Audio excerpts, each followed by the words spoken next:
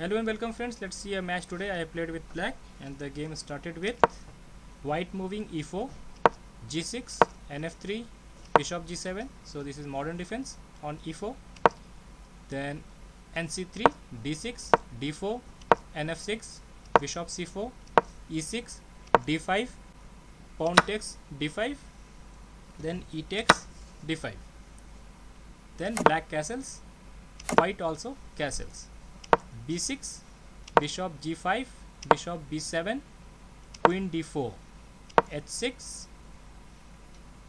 So the idea was the bishop was going to take this, so I had to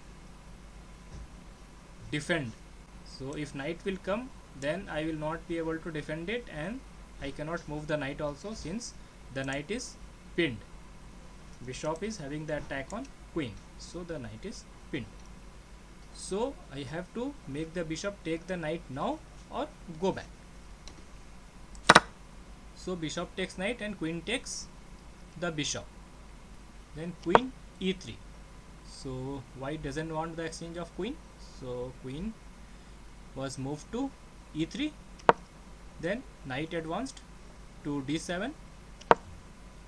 Then knight to e4, so threatening the queen. You can see it is threatened by the queen, so queen will have to come to a safe square. So queen to e7. Now rook f to e1.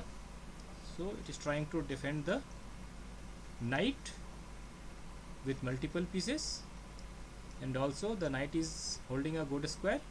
When it will move, it can give a check also, so I have to be careful on playing this line.